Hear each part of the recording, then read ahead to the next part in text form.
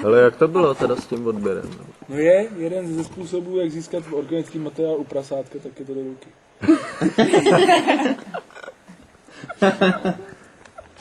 Ale viděli jste někdy ty kňoury, jako ty, co připouštějí? Ty jsou šílený. Viděl jste to někdy? To jsou vejci. Moje teta dělala v prasečí porodnici a tam měli právě vždycky dva kňoury. To bych nechtěl jako malý děcko, aby mě to někde potkalo, ty někde prostě víš, jako, že bych vylez do výběhu někam. Ale to jsou hovada boží, to je... Co vrát to po zemi, rozumíš, ten nástroj, prostě ten instrument.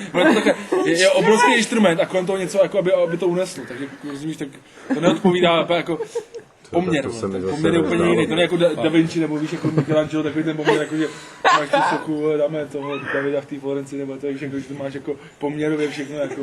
Tohle je jakože obrovský instrument, který nese taková jako lehká klinbička, takový, no, lehká.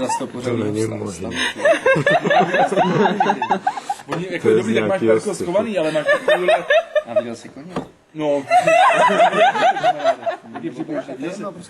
To je otázka na závěr, ne? Viděl jsi koně. A takhle mu to vyjelo. Hele, To ti říkám,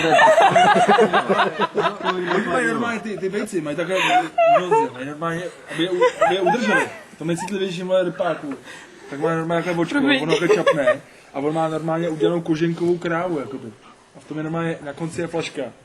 Jako dřevěný tělo jakoby krávy to vypadá, akorát, že to ty prkna jsou rozšířený a v tom je normálně vložená flaška a on takhle normálně na to poklepe, chytnou to ty nozdry, jenom takhle nadzvedne, jakoby, jenom naznačí mu prostě, že má takové rypa a on už normálně naskakuje.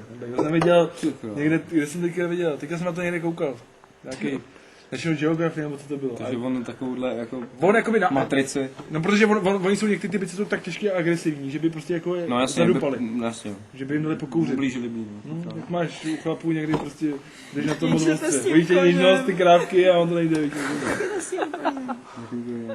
jsi říkal před chvilkou, že jsi Tak tím prostě já jsem viděl obrovskou mrkev, prostě co dělala. A normálně šla ani v zemi. Ruka. Je to tak? Bez ze strany fakt. Ale máme hříbátka. 5 týdnů.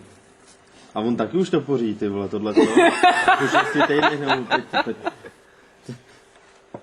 Ty se jdeš do plín, ty vole, on už jako po 6 týdnech. on už to poví. To je příroda.